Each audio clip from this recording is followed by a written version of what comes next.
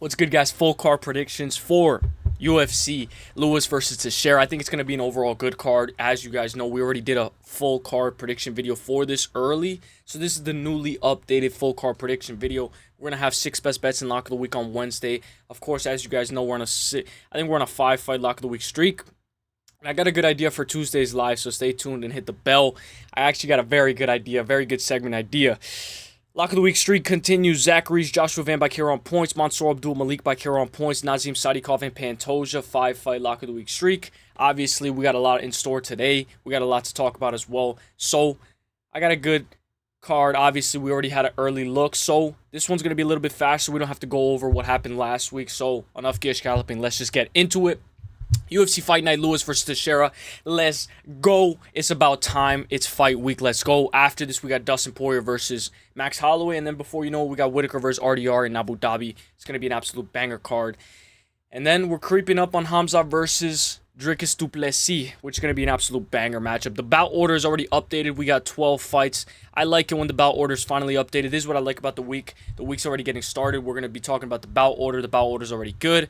And I heard some good things about Chris Curtis as well, that he is weighing under 190 for over a month now. So things should be good for him to be able to make weight. Let's go.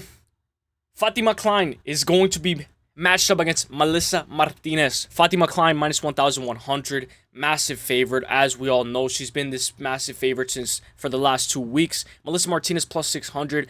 I don't know if Fatima Kline, I said this last week, so there's going to be a lot of repetitiveness, but I'm going to try to mix and match and mix it up. Fatima Kline is 25 years old, 7-1 overall. But one thing that I like is we already went over this, so we already have an early glimpse. Her only loss is to Jazzy J, Fatima Kline. She's only 25 years old. She's been working with Erin Blanchfield. Iron sharpens iron. She lost to Jazzy J 11 months ago. Kline is 1-1 in the UFC, has very good win over Victoria Dudakova, finished her in round 2. Kline has 3 wins by KO, 1 win by sub, and 3 wins by decision. Kline is dangerous. She's loose, good in and out footwork, but her bread and butter is that grappling. That grappling is very good from Fatima Kline. I really like Fatima Kline. Matched up against David Martinez's sister, Melissa Martinez. Melissa Martinez is very good, very well-rounded athlete. She's a bit undersized at only 8-1. Her only loss is to Elise Reed. Melissa's only 27 years old. She has very good wrestling offensively. I believe her last time out was against Elise Ardeline. She should have had a finish over her. I feel like I say this every time we break down Melissa Martinez. She should have finished Elise Ardeline, but the ref called it a low blow, and that was a massive change into the outcome. Now Elise Ardeline loses by decision instead of losing what should have been a rightful TKO. I think it was a fake low blow. The ref thought it was a low blow, but it actually wasn't. But obviously that's up to the ref. That's not up to Elise Ardeline. I like Fatima Kline to win this fight. Kline to work, good forward pressure, get this fight down and implement what you've learned already with Erin Blanchfield. I truly believe Erin Blanchfield and Fatima Kline are a great duo. I like Fatima Kline by submission on points or by KO on points. Double chance. As we can see, guys, majority of Tapology does have Fatima Kline to win by decision, but you guys never know, guys. She can finish a girl inside the distance. She's done it before. So, guys, give me Fatima Kline by submission on points or KO on points. I like that double chance just in case she ends up getting this fight done inside the distance. Let's go, my girl Fatima Kline, for the dub. Let's go. Now, this one was the first fight last week, but now it's the second fight, so I don't think they rate Mike Davis that highly considering where they put him on the card. Mike Davis minus 900, Mitch Ramirez plus 520. Mitch is big. He's very big for this division. Has competed on Dana White Contender Series before against Carlos Prates and is being fed to the Wolves again. We have a full bout order now. Mike Davis is coming off of a loss to Faris Ziam, where everybody's going to say this. He kept on pulling guard. We know this already. We know what we got from Mike Davis, but in all, he's a very good grappler. Mike Davis is only 32 years old, 4-2 in the UFC, 7 wins by TKO, 2 wins by sub, and 2 wins by decision. Mike Davis has very good BJJ. He did pull guard his last fight, but I'm not going to take that into consideration this fight. If he does pull guard this fight, obviously we have to take into consideration. I think there was a lot of the unknown that we don't know about last fight, and I think he's going to look way better this fight because Faris Ziam is an absolute killer. I think it's in his nickname, the Smile Killer. Mitch will always look to wrestle. He has a good one, too. A lot of heavy kicks. I will say Mitch Ramirez being the taller fighter. I don't know if he's going to be the taller fighter. Obviously, he's listed at 5'11", but he's very, wide for this division as well. Mitch is coming off of a leg kick TKO loss. 15 seconds into round 3 against Thiago Moises. But in all fairness, he fought Carlos Prates, Thiago Moises. This guy's been fed to wolves. We just saw Thiago Moises get put out cold against Jared Gordon, but that was before this, before he got put out cold. Davis is going to have to strike. You can't just spam attempts. I said this last time, guys. Davis is going to have to mix it up. You cannot just spam takedowns. You got to set up your takedowns. As we know, one-trick ponies don't work anymore. You can't be a one-trick pony, maybe in women's MMA, but you can't be a one-trick pony in MMA, especially in the UFC competing at the highest level. So give me Mike Davis to win this fight. I'm going to go by submission on points. I know a lot of people like KO on points as well. Obviously, he's a massive favorite, so maybe we could just take him inside the distance, but we never know. We never know. So that's why I like that double chance. Mike Davis by KO on points or Mike Davis by submission on points. It comes a long way. You know, you take double chance by KO on points, submission on points on 2 different slips, and one of them is going to hit. So give me Mike Davis for the dub. Let's go, my guy. I will say, let's go by KO on points, considering he got TKO'd by Thiago Moises. Give me Mike Davis to finish this fight, either by KO or on points. Let's go, my guy, Mike Davis for the dub. Let's go.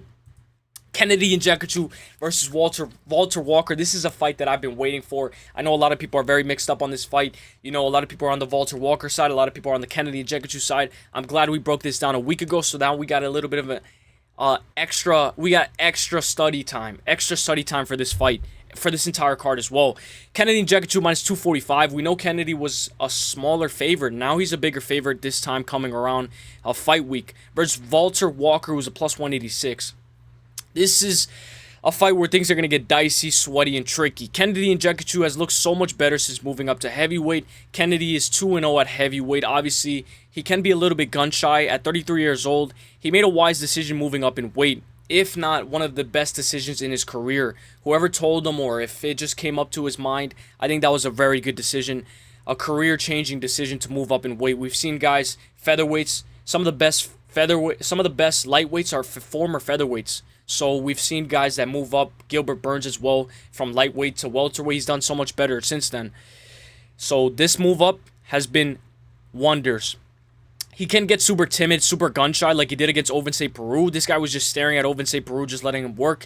Kennedy's on his 3rd fight at heavyweight, matched up against one of the Walker brothers, the more elite Walker brother in my opinion, Valter Walker. He is 13-1. This guy is 6'6", a Brazilian beast. He is completely different from his brother. This guy has the grappling as his bread and butter instead of the striking like Johnny Walker. He's gotten so much better since his debut. Only man with 2 back-to-back heel hooks at heavyweight. I will say, in his debut, Walker did have a little bit of questionable cardio against Brzezinski.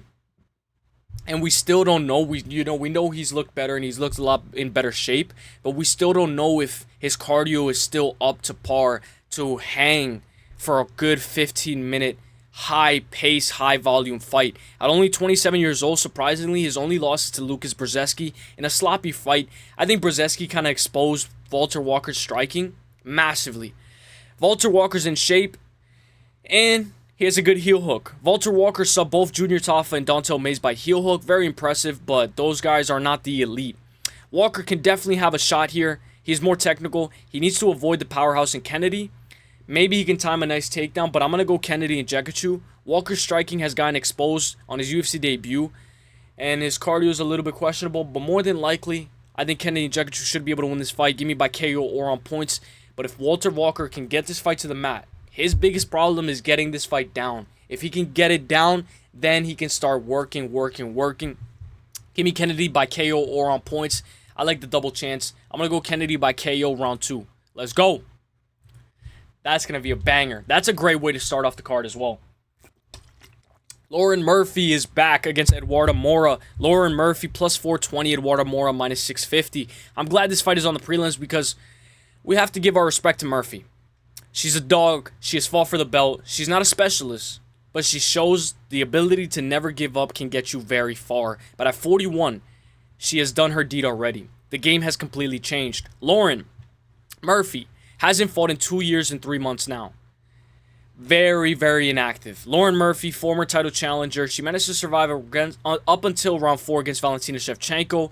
One thing I like about Lauren Murphy is she's tough, she's gritty, and her resume speaks for itself. I know she's 41 years old, but how many women's MMA do you see that are still here at 41 years old? You know, she's a diamond in a rut. She showed toughness on full display against Jessica Andrade in her last time out, but you don't always want to be known for being tough. Lauren Murphy has a very tough fight here. I feel like her entire career has been tough. Eduarda Moura is primarily a grappler. Eduarda Moura is only 31 years old. She looks for subs once she gets you down. Moura is an aggressive grappler. She wastes no time. She can have sloppy striking, but her bread and butter is the grappling. Eduarda Moura has 4 wins by TKO, 5 wins by sub in the first round, and 2 wins by decision. Moura grappled heavier last time out against Veronica Hardy. Moura has great timing on her takedowns, and I think that her last time out against Veronica Hardy impressed me a lot. I picked Veronica Hardy to beat Eduarda Moura because I was a little bit biased at the time for Veronica Hardy. But after seeing what Eduarda Moura was able to do, I cannot keep fading Moura. Give me Moura. Moura's going to be the pick. Moura's a tough son of a gun. I mean, Murphy's a tough son of a gun. But give me Moura to be the more faster fighter, get the work done, and start with pressure, pressure, pressure. But do not fall off the back. Do not make any questionable mistakes because this is still a fight and anybody can still win. It's anybody's fight. You can definitely, anything can happen. Moura by submission on points. I like it. Obviously, we know maybe she can get a ground and pound TKO from the back. But give me Moura by submission on points. More than likely, I think Murphy's going to be tough. And it just depends on how good her BJJ defense is because you know Moura's going to try to wrap that neck. So let's go. Chidi and Njokuani versus Jake Matthews. This is a good fight. Every time I look at this fight, it's like you can flip a quarter on it and may the best man win. Jake Matthews plus 112. Chidi and Njokuani minus 142. This is a banger scrap. Jake Matthews is only 30 years old, 3-2 in his last 5. Jake Matthews is on a 2-fight win streak, beating Phil Rowe by decision, and most recently a great win over Francisco Prado 4 months ago. The Celtic kid, Jake Matthews, has 5 wins by KO, 8 wins by sub, and has won 8 fights by decision. Jake Matthews averages 1 takedown per fight. Matthews took a round off of Michael Morales. That fight has aged very well for him. Matthews doesn't get hit too much. He's very defensively sound, and the younger fighter here, he's a technical fighter. He doesn't get hit too much, and he's very defensively sound in my honest opinion. I think he has a positive striking differential. Matched up against Chidi. Bang, bang, Chidi, bang, bang, Chidi, bang, bang. Chidi is a bit chinny. He's 36 years old, and he got rocked bad against Eliseo Zaleski. Obviously, he finished him. But Chidi cuts a massive amount of weight. You can take him down if you time it right. And Chidi cutting so much weight, getting older, leaves him more susceptible to getting cracked. Chidi is 36 years old, 25-10 overall. He has very good knees in the clinch, can hold you up against the fence, can work the knees, work the knee up to the head, work his knees, work in the clinch, elbows in the clinch. Chidi has 15 wins by KO, 1 win by sub, and 9 wins by decision. Chidi is on a 3-fight win streak, beating Reese McKee, Jared Gooden. I believe Jared Gooden is retired now, so I hope he's doing good. And most recently, he knocked out Eliseo Zaleski. Chidi can work. He can hold you against the fence. He has good knees. But I will say Chidi is going to fade. He's going to fade. Being this big at welterweight, cutting this amount of weight, every time I see this fight, I see more and more paths to victory for Jake Matthews if he can be the more technical fighter and survive. If he can survive. Chidi is 6'3", 80-inch reach, but cardio's on the Celtic kid's side. Chidi bang bang by KO or on points, but the more and more we deep dive into this, guys, the more and more dicey, more sweatier, and more crazier this fight's gonna get. I like Chidi by decision just because I know Matthews is a tough son of a gun. Not even Michael Morales was able to finish him. This guy, Jake Matthews, is tough. You can't cut this much weight and fight hard for 15 minutes. But give me Chidi and Njokuani by KO or on points. I'm very, very nervous, but give me Chidi and Njokuani for the dub. Let's go, my guy. Chidi bang bang. Let's go. Now, some good things that we heard about Chris Curtis. Chris Curtis minus 310, Max Griffin plus 230. Chris commented on a video saying his weight is golden and he has never weighed more than 205 at middleweight. And he says he's been under 190 pounds for over a month now. I think this is very good to hear. Very good news to hear from Chris Curtis. I like to hear that he's been under 190 for over a month now. That's something very good. He has very good discipline. One thing about Chris Curtis, he's very professional. I was going to say, I don't remember the last time he had issue with weight. Curtis is a very clean boxer, good takedown defense. Eating one to give one against Roman Kopylov was a little bit crazy, but that's his style. I don't take too much away from the Kopylov fight because Kopylov is him. But against Jack Hermanson, he was getting teed off a little bit. He was getting outworked, and he wasn't able to cut off the cage against Jack Hermanson. This is a decent, very well put together matchup. Chris Curtis is 1-3-1 in his last 5. At 37 years old, it's going to be a massive red flag to pick Curtis, but I still think he can win this fight. Look at Max Griffin, he's 39, but Father Time gets to us all. Curtis has 15 wins by KO, 3 wins by sub, and 13 wins by decision. Curtis is coming off of a last-second finish to Roman Kopylov at UFC Vegas 101. I remember I had Kopylov by decision, and I was like, Mark Smith, please don't stop the fight. Please don't stop the fight, Mark Smith. And you know what he does? He's like, you know what? I'm going to stop the fight just because you have a bet on it. Chris Curtis started his career at welterweight, came into the UFC on short notice. Then he started fighting at middleweight, matched up against 39-year-old Max Griffin. Max Griffin obviously is a bit on the older side. He averages almost 2 takedowns per fight. But he got subbed by Michael Chiesa, and we know Michael Chiesa is not a finisher. This guy went to decision with Court McGee. Michael Chiesa is not a guy who can really... I mean, if you get subbed by Michael Chiesa, it's fair. It's fair game. You know, that's his bread and butter. But Michael Chiesa is not a guy who I would be like, oh, you got finished by Michael Chiesa. That's very surprising. Like it's very... I don't know. I don't think Chris Curtis will get submitted by Michael Chiesa. But obviously style makes fights, and MMA math doesn't always work. Max Griffin has 8 knockdowns in the UFC. I wonder if Curtis can make weight at 170, but now I'm a little bit more confident considering what he said about his weight. If Curtis can make weight, I think this can be his fight to win. Curtis needs to have his A game on. He needs to be on point. And I think he should have lost a decision to Roman Kopylov. I know he got rocked bad. I know he didn't know where he was. But come on, there's 2 seconds left. Just let it go. The distance. I'm relying on Curtis to make the weight. Curtis by KO on points. Let's go to beat Max Griffin. I can see him working the body. This guy Curtis loves his body shots. He's a very good boxer. And when he hits his body shots, one of my favorite wins over Chris Curtis was his win over Marc-Andre Barrios, but also his fight against Kelvin Gastelum. He had a fight against Kelvin Gastelum. He showed that he could have won that fight, of course. Obviously, he had another head clash. He had a head clash with Kelvin Gastelum as well. Then he had a head clash with Imavov. And I think he tends to, you know, create the head clash. Obviously, not on purpose, but he does tend to get into a little bit of too much head clashes. Even against Brendan Allen, he looked very good for 5 rounds. It was just the last 5th round where I think something happened, an injury, and he ended up selling the 5th round. But he looked very good in a 5-round fight against Brendan Allen, a top contender in the middleweight division. I think he should look good at welterweight. Let's go. Main card time. Junior Tafa versus Tuco Tokkos. Now, this fight has been getting me crazy. This fight has had me all over the place. I don't know. This fight is a fight where you can also flip a quarter on it, and may the best man win. Minus 180 for Junior Tafa. Tuco Tokkos plus 140. I hate calling a Junior Tafa fight. I never know what I'm going to get with this guy. Junior Tafa is the younger brother of Justin Tafa. Skinnier, no takedown defense, but is now moving down to light heavyweight, excuse me. Tuco Tokkos is 35 years old. At 10-5, he's primarily a grappler. He's 0-2 in the UFC. Tuco has good cardio, no real power, but he gets the fight to the ground and he can control you over and over again. One thing I like about Tuco Tokkos is this guy has very good wrestling and he can control you. He doesn't chase the submission. He's not the type of guy who's going to fall off the back like Cortavius Ramirez. Cortavius Ramirez gets the back and he just falls off the back, chasing submissions, jumping for an armbar. I like Tuco Tokkos because primarily he knows what he's doing and his fight IQ is very high. The thing about Tafa is one shot and it could just all be over. This guy is an absolute menace. We know Tuco Tokkos, I believe he lost to Umar Sy by sub, and then he lost to Navajo Sterling by decision. Tukos has heavy hands, 6 wins by KO, 2 wins by sub.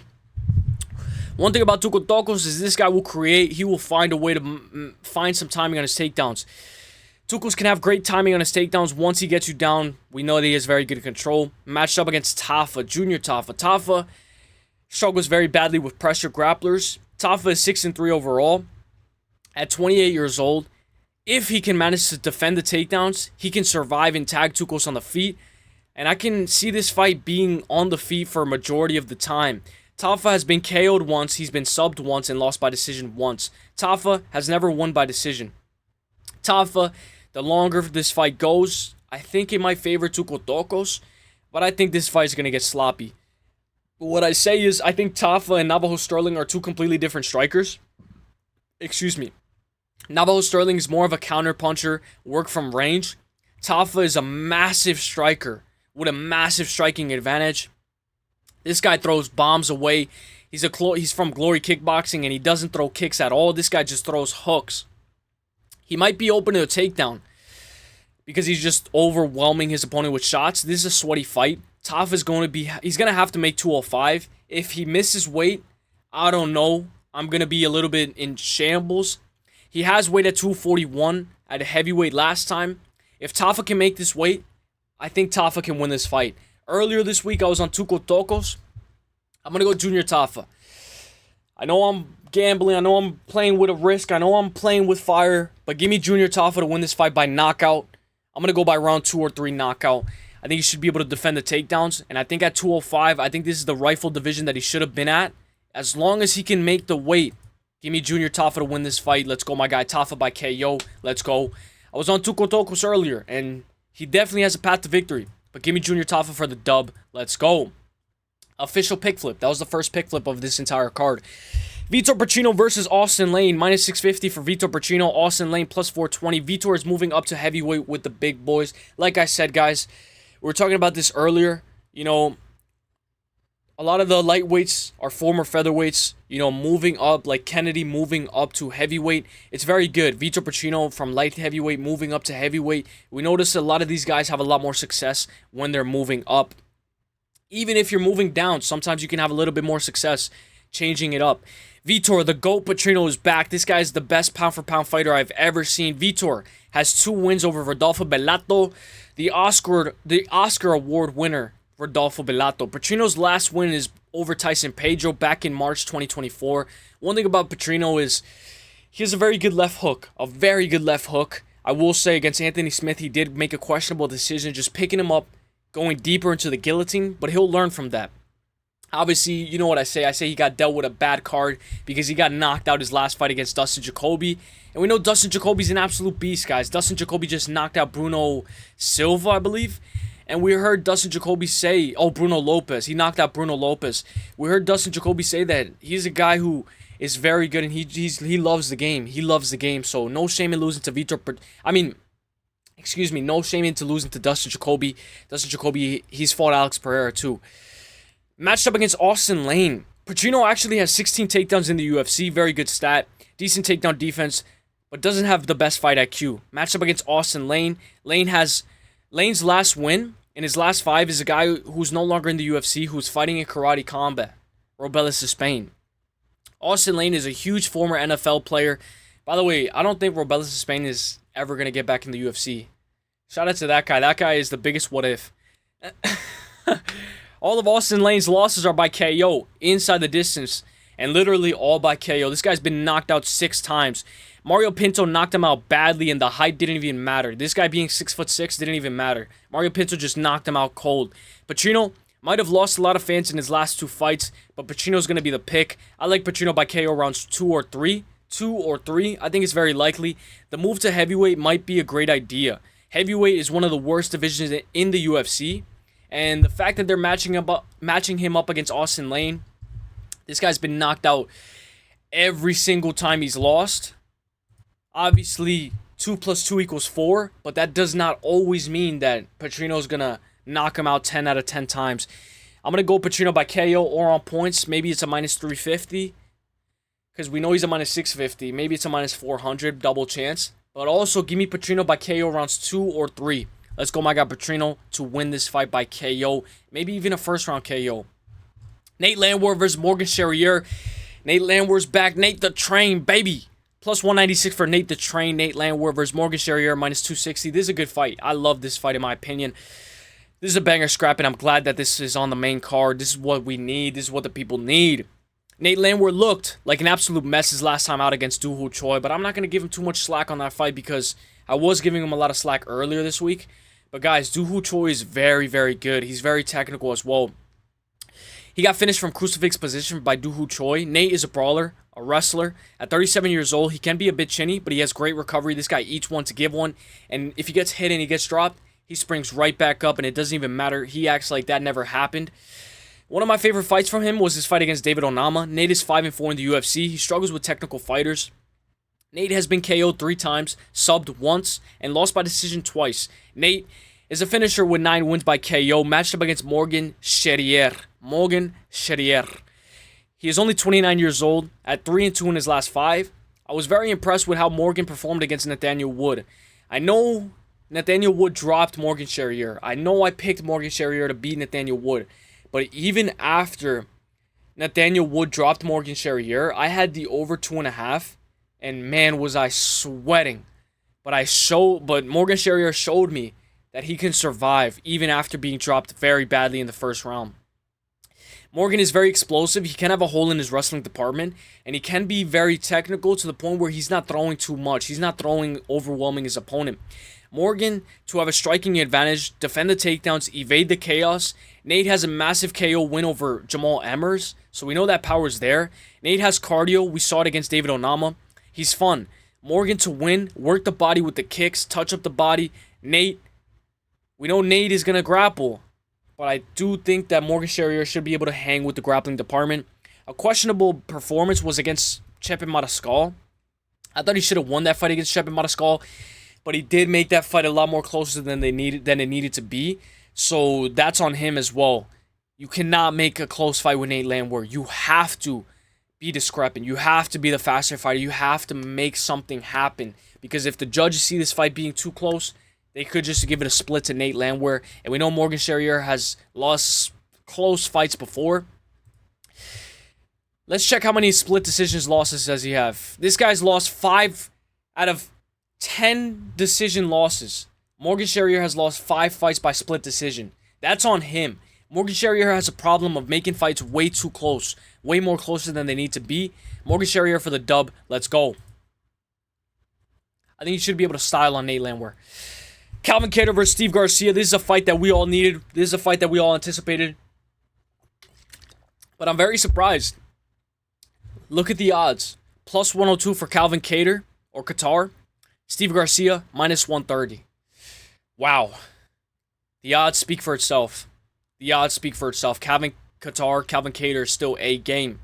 The Boston finisher. This is a banger matchup. Steve Garcia might be a little chinny. He got dropped twice by Charlie Ontiveros.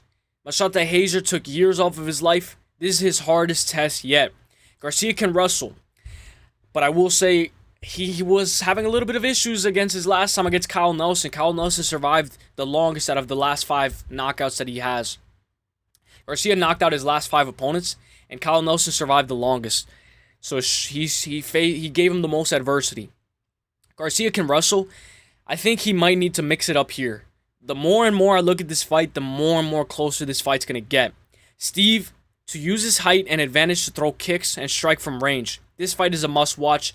Calvin Kattar is on a 4-fight losing skid. His only win out of his last 5 is to Giga Chikadze. After beating Giga, he lost to Josh Emmett by split in a fight I thought he should have won. Arnold by TKO, he blew out his knee. He got injured. And Aljamain Sterling, who we know is a former bantamweight champion, a very high pedigree wrestler. And most recently, he lost to 29-28 to Uselyis Law. We saw Calvin wrestle against Giga Chikadze. And I know Calvin doesn't wrestle, but he can definitely wrestle.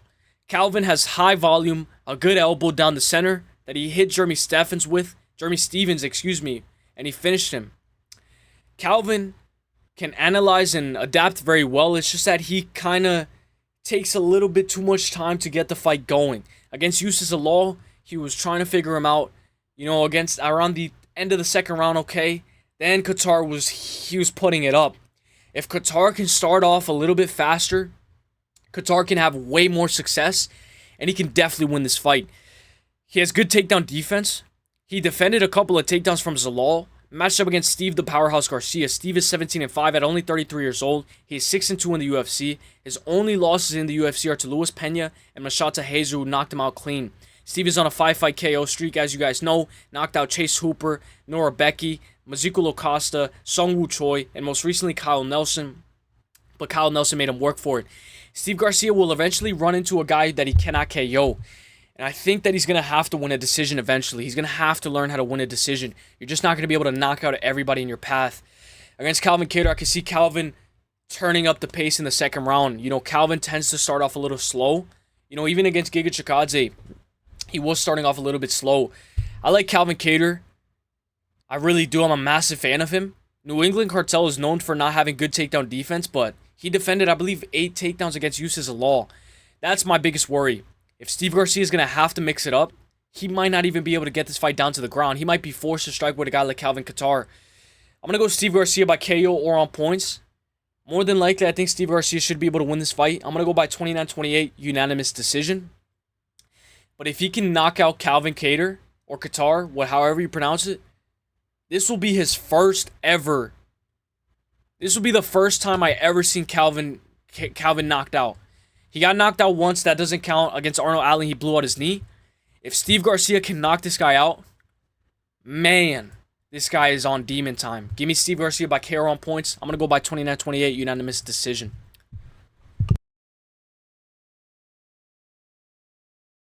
All right, let's go. Co-main event. I will say I was anticipating Steve Garcia versus Calvin to be the co-main, but now we got Wonderboy versus Gabriel Bonfim. And I think this is a rightfully so co-main event. Wonderboy plus 300, Gabriel Bonfim minus 430. This is a decent co-main. Feels bad for Wonderboy being fed to the wolves over and over again. Man, Wonderboy has never gotten respect his entire career. I mean, I remember when he was supposed to fight Michel Pereira in a canceled bout because Michel Pereira ended up missing weight, and Wonderboy was like, you know what, I'm not going to take that fight because he missed weight. You know, it's disrespectful, and he missed weight by too much. I think Wonderboy probably could have won that fight. I don't know why Wonderboy didn't want to take that fight. I think he got a little too scared. But Wonderboy should have took that fight against Michel Pereira. I think he would have whooped his ass. Man, let's go. Let's break it down.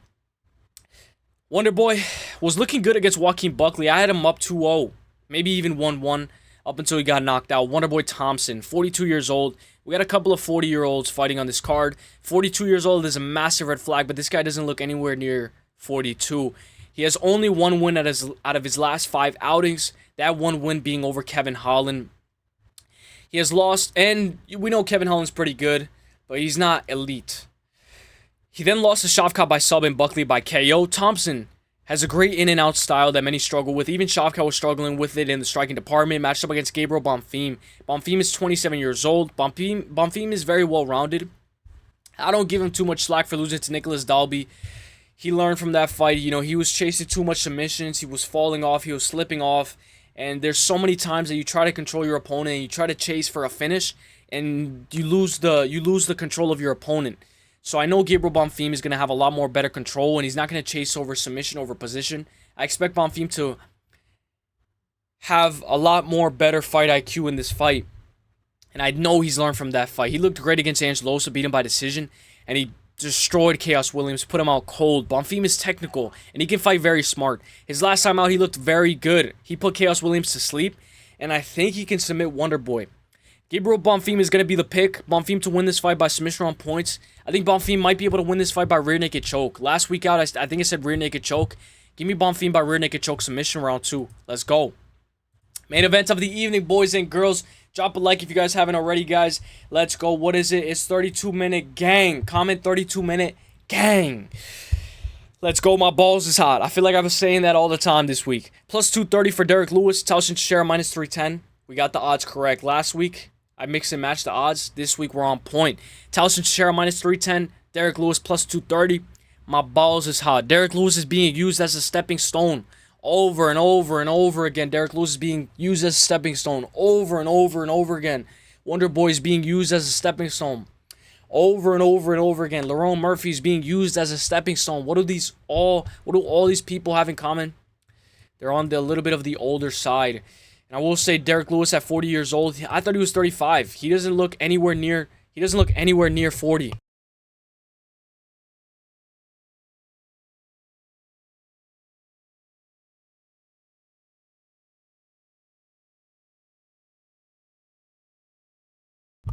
But Derrick Lewis is in a very tough fight right here, guys. Derrick Lewis is in a fight where he's going to have to work for it, guys. Derrick Lewis is I would like to see Derrick Lewis in the Hall of Fame, guys. I would love to see Derrick Lewis in the Hall of Fame. Obviously, you have to work for it. Obviously, not everybody can be in the Hall of Fame.